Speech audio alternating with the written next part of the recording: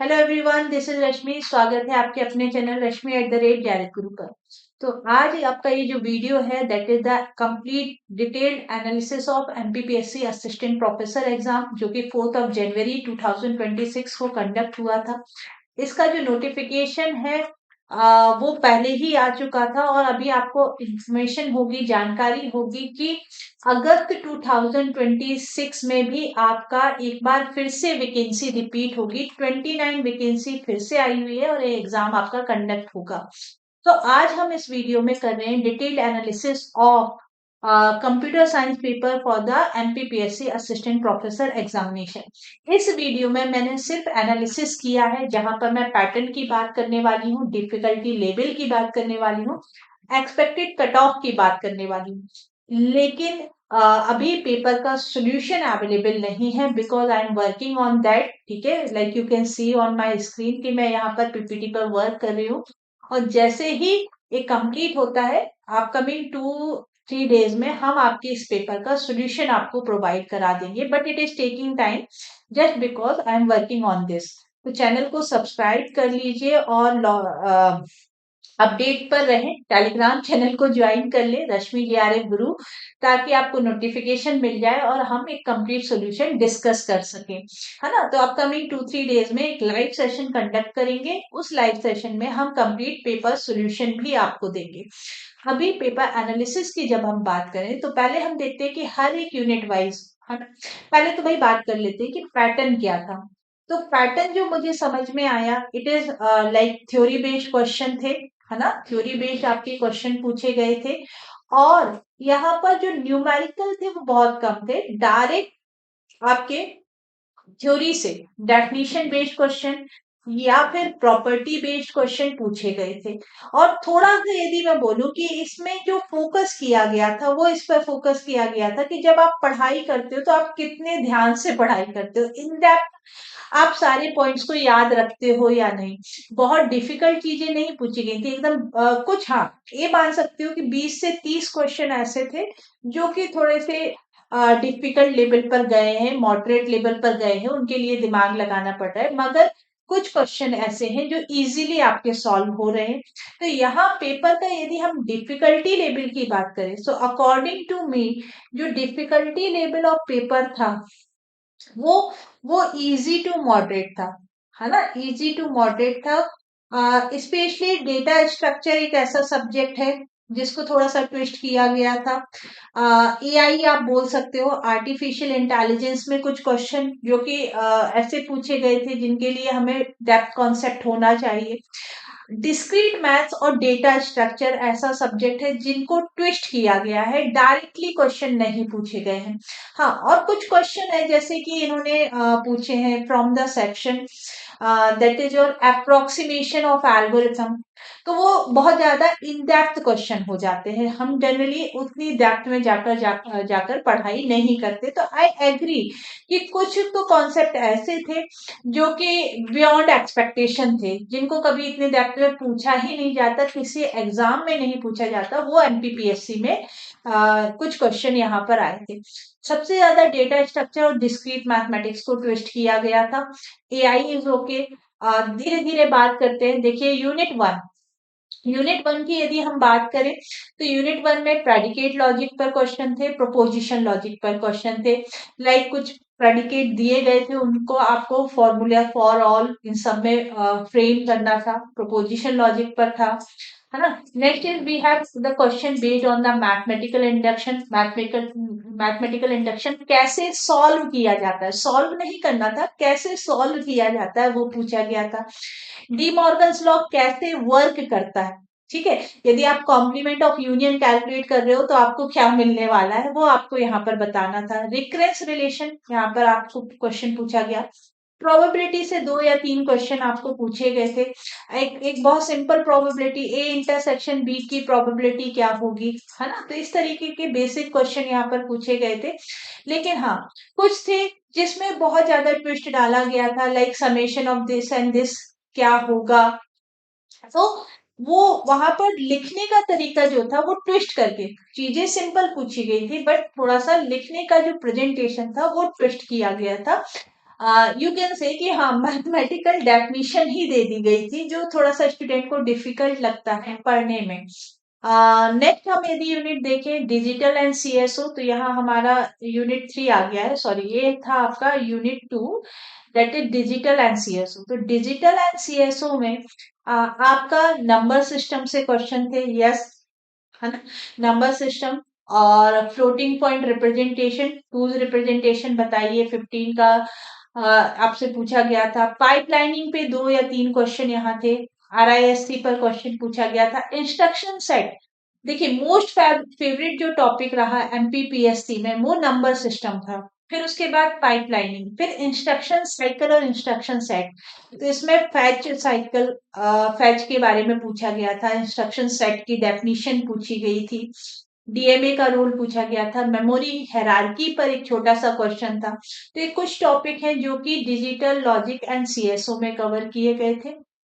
अब यदि हम आ जाए यूनिट 3 की बात करें, तो यूनिट 3 में जो आपकी प्रोग्रामिंग थी, चारों प्रोग्रामिंग लैंग्वेज को कवर किया गया, हाँ कवर किया गया था। सी प्रोग्रामिंग में आउटपुट बेस्ड क्वेश्चन पूछे गए थे, लेकिन सी प्लस प्लस में आउटपुट प्लस थ्योरी बेस्ड दोनों ही क्वेश्चन थे। जैसे फ्रेंड फंक्शन के ऊपर एक क्वेश्चन था, है ना, तो ये क्या कर सकता है, क्या परमिशंस होती हैं। इनहेरिटेंस पर आपको एक क्वेश्चन ऊप्स कॉन्सेप्ट पूछा गया था, उसमें आपको डायरेक्टली इनहेरिटेंस की डेफिनेशन पूछी गई थी। पाइथन जो था वो थ्योरी बेस्ड ही आया था, जावा था थ्योरी बेस्ड था, है ना, आउटपुट बेस्ड सी में और सी प्लस प्लस में क्वेश्चन, मतलब हम लोगों को यहाँ डराया नहीं गया, सिंपल क्वेश्चन पूछे गए। अदरवाइज पाइथन को देखकर ही डर लग रहा था कि पाइथन तो हम जानते नहीं है, बट हाँ इतना डेप्थ में नहीं गए हैं। ओवरव्यू, डेवलपर कौन है, किसने किन्होंने बनाई, जावा में भी सेम क्वेश्चन था, किसने जावा को डेवलप किया, तो बेसिक क्वेश्चन इन्होंने डेप्थ में नहीं गए। यूनिट 4 की यदि हम बात करें, तो यूनिट 4 था आपका डेटा स्ट्रक्चर। ठीक है, डेटा स्ट्रक्चर मैं पहले ही बोल चुकी हूँ कि इस सब्जेक्ट को राइटिंग करके, लाइक यदि डीएफएस की डिटेल पूछे हैं तो डीएफएस तो सिंपल नहीं पूछा, उसके बारे में पहले स्टोरी दी गई है, एक ट्विस्टेड वर्ड्स में क्वेश्चंस को फ्रेम किया गया था, है ना। हैशिंग से क्वेश्चन आया था, अरे एंड लिंक लिस्ट से क्वेश्चन था, बीएफएस डीएफएस में क्वेश्चन थे, priority queue, binary tree, complete tree की हाइट पर आपको डायरेक्टली फॉर्मूला पूछा गया था, कॉम्प्लेक्सिटी कैलकुलेशन बोला गया था, लीनियर प्रोबिंग जो कि अगेन हैशिंग का ही टॉपिक होता है, उसका ड्रॉबैक पूछा था। तो जो सब टॉपिक हैं मैक्सिमम फैमिलियर टॉपिक थे, हाँ लेकिन कुछ क्वेश्चन यहाँ पर ट्विस्ट किए गए थे। You can see adjacency matrix पर भी यहाँ पर क्वेश्चन था, adjacency matrix and adjacency list representation of graph, तो उसमें किसकी कॉम्प्लेक्सिटी, है ना, क्या होती है। इसके अलावा शॉर्टिंग एल्गोरिथम पर भी यहाँ पर क्वेश्चन था, which sorting algorithm is not comparison based, तो बकेट शॉर्ट वहां पर आपका आंसर था, शॉर्टिंग पर भी क्वेश्चन था। यहाँ पर complexity of adjacency matrix, adjacency graph with respect to the DFS पूछा गया था। एंड यदि हम देखें, सो डेटा स्ट्रक्चर से मैक्सिमम क्वेश्चन आए थे, डेटा स्ट्रक्चर को बहुत अच्छा यूटिलाइजेशन एग्जाम में किया गया था। नेक्स्ट देखिए ऑपरेटिंग सिस्टम, मुझे कहीं से कमेंट मिला था कि मोस्ट कॉमन टॉपिक तो पूछे ही नहीं गए, कैसे नहीं पूछे गए भाई, प्रोसेस स्टेट पर क्वेश्चन था, आपकी बैंकर्स एल्गोरिथम पर क्वेश्चन था, डिस्क शेड्यूलिंग पर क्वेश्चन था, डिस्क शेड्यूलिंग पर आपका न्यूमेरिकल प्लस थ्योरी दोनों पूछा गया था, bankers algorithm numerical plus theory दोनों पूछा गया था, है ना। Page red is a common topic, types of operating system जिसमें लेयर्ड सिस्टम हमारा आंसर बन रहा है, तो ये कुछ कॉमन टॉपिक है। इसके बाद वर्चुअल मशीन पर हाइपरवाइजर में एक क्वेश्चन था, इन्वर्टेड पेज टेबल पेजिंग पर बेस्ड एक क्वेश्चन था। फाइल सिस्टम अनकॉमन हो जाता है, बट हाँ एक क्वेश्चन आपका यहाँ पर विंडोज फाइल सिस्टम एनटीएफएस के बारे में भी पूछा गया था। तो this is what your operating system, है ना। इसके बाद देखिए यदि टीओसी की बात करें, टीओसी मुझे जो लगा सिंपल था, ठीक है। टीओसी में रेगुलर एक्सप्रेशन पे बेस्ड क्वेश्चन थे, ग्रामर आइडेंटिफिकेशन के क्वेश्चन थे, टोकन आइडेंटिफिकेशन ये आपका कंपाइलर डिजाइन हो जाता है। पार्सर में ये जो पीवाईक्यू पूछा गया था, नंबर ऑफ स्टेट्स, है ना, ये नंबर ऑफ स्टेट का जो क्वेश्चन था that is the based on the previous year question, ये प्रीवियस ईयर है। मैच द टेबल के जो भी क्वेश्चन आए थे यहाँ पर, आपने देखे होंगे कि टीओसी में मैच द टेबल के क्वेश्चन थे, वो प्रीवियस ईयर क्वेश्चन पर बेस्ड थे, यूजीसी नेट एंड गेट के ही पीवाईक्यू थे। हाँ, ये मैं मानती हूँ कि बहुत ज्यादा प्रीवियस ईयर क्वेश्चन नहीं पूछे गए हैं, लेकिन ऐसा नहीं है कि हमको उनसे कॉन्सेप्ट नहीं मिले। कॉन्सेप्ट मिले। पंपिंग लेमा एक सिंपल क्वेश्चन पूछा गया था कि पंपिंग लेमा का यूज क्या होता है। तो पंपिंग लेमा का यूज होता है to prove that the language is not regular और the language is not context free, दोनों ही यूज होते हैं। क्लोजर प्रॉपर्टी पर आपसे क्वेश्चन पूछा गया था। कंपाइलर डिजाइन में ऑप्टिमाइजेशन पूछा गया था कि किस टाइप का ऑप्टिमाइजेशन यहाँ पर इम्प्लीमेंट हो रहा है, एंड साथ में स्टेट ट्रांजिशन डायग्राम की भी डेफिनेशन थी। तो ये कुछ क्वेश्चन, कुछ टॉपिक जो टीओसी एंड कंपाइलर में आपके कवर किए गए थे। पार्सर में जो नंबर ऑफ स्टेट का क्वेश्चन था, दैट इज अगेन पीवाईक्यू, वो भी पीवाईक्यू पर बेस्ड था, है ना। नेक्स्ट यूनिट थी आपकी डीबीएमएस। डीबीएमएस में सबसे जो फेवरेट टॉपिक रहा वो एसक्यूएल था, that is the SQL query. Third फिर आया था AR diagram, that is the theory based, है ना। उसके बाद देखिए ट्रांजेक्शन मैनेजमेंट पर भी कुछ क्वेश्चन थे। फिर concurrency control, indexing, normalization is a important topic, ER is a important topic, transaction management is a important topic, SQL is a important topic. की पर भी एक क्वेश्चन था, डिफरेंशियल इंटीग्रिटी एंड ऑल। तो भाई यहाँ पर मतलब जो वेटेज वाले टॉपिक है उन पर क्वेश्चन पूछे गए थे, है ना। लाइक आते हैं CN, computer and information security, modulation technology, बस टोपोलॉजी, लैंड वैंड मैन पर एक क्वेश्चन था, स्विचिंग, मैसेज स्विचिंग की property, store and forward, RARP पर एक क्वेश्चन था, डायरेक्ट क्वेश्चन था, डीएनएस रिजॉल्वर पर डायरेक्ट क्वेश्चन था।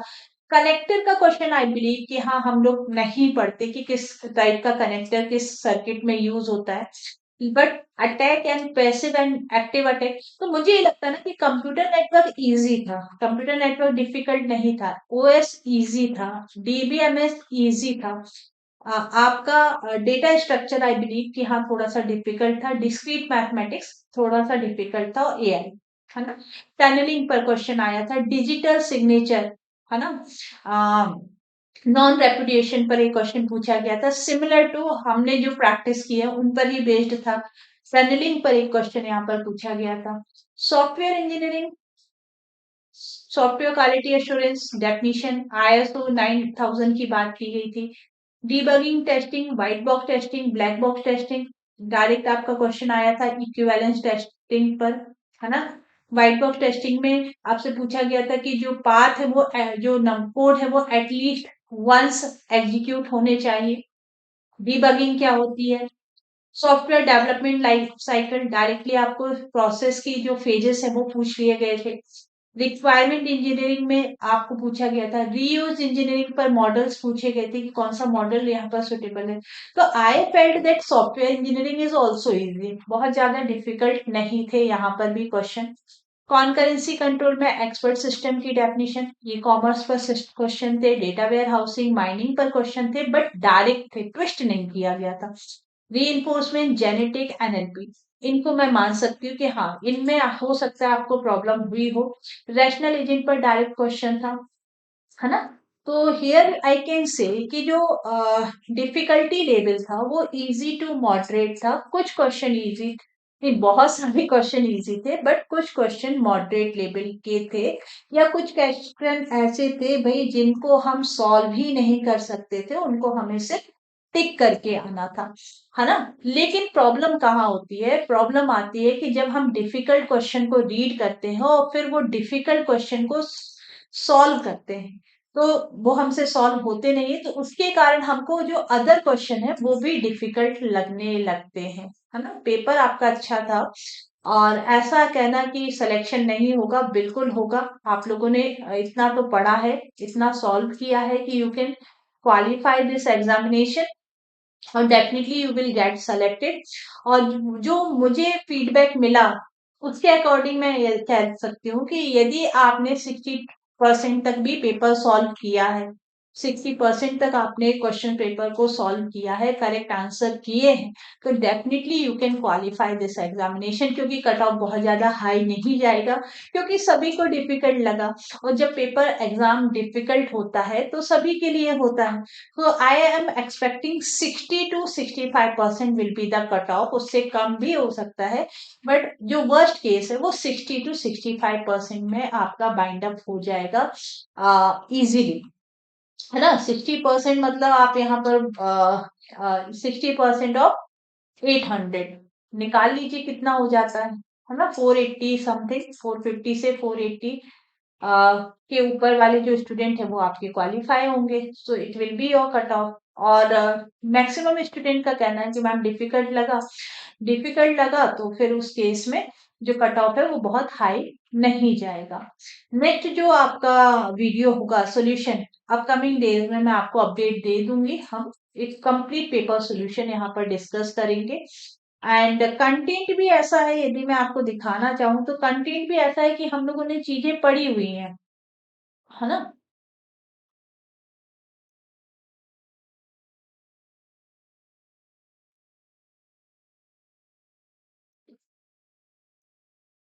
तो ये वायरस आज वर्क कर रहा है। ओके, तो हमने यहाँ पर काफी चीजें डिस्कस की हुई हैं, पढ़ी हुई हैं। So I will discuss in the solution video. So thank you for now. यदि कोई भी क्वेरी है, कोई भी डाउट है, कमेंट बॉक्स में मुझे बताइए। I am there to solve that, and बहुत जल्दी आपका ये पेपर भी सॉल्व करवा लिया जाएगा। Thank you everyone.